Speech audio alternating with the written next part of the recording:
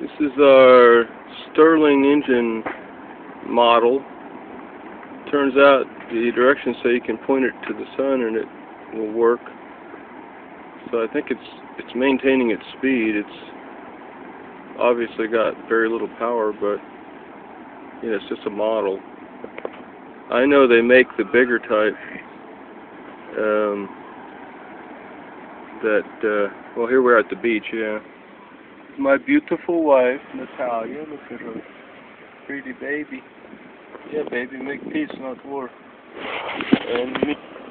I can't tell where it left off, but anyway, these cylinders are about 90 degrees out of phase. So when this one's at the top, this one's at the side. I don't know if you can see that or not. So when one's at 0 degrees, or the top, or on a compass, say north, the other one would be at 90 degrees, or let's say east. And there's two cylinders. One's real kind of small right here.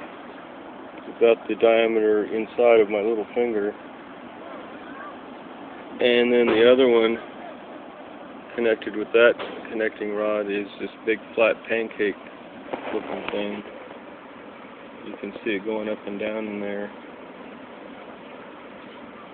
And it's made of black foam rubber. It's kind of a sloppy fit, but it does seem to keep running. They say they have to be pretty sloppy to work. In other words, there's no piston rings in here that create friction. You know, it's almost frictionless. So it's just a novel idea. They used to use these. They called them, the pastor in 1816 or something invented it from Edinburgh, Scotland, and Edinburgh, England, I forgot. It's right there. Edinburgh of Scotland, right. And he invented it. And there's been a lot of variations. One of them was just the hot air engine, and they used to use this in orange packing plants. I think they got 1 horsepower out of them, something like that, and they would fire them with coal. It's really quite interesting. So in other words, this thing's designed so that you could, if you wanted to, set it on a cup of coffee, and it would just turn the opposite direction. So you can, in other words, the hot air engines would be kind of similar to this, but somewhat different too. I think they just had 1 cylinder, and it would just exhaust the hot air, in other words. So take in cool air, or surrounding air from the outside, and it was heated with coal. So it had a little firebox down below.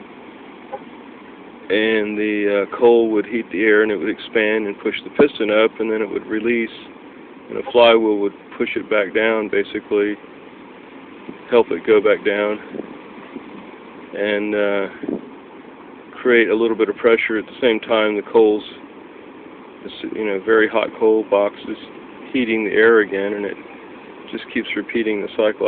This is a closed loop system here, so the air that comes up from the big black plastic pancake looking one there goes into this little one partially, and it's just enough to keep it just keeps using the same air, in other words, whereas the hot air engine, I think, just exhausted the already heated air to the outside.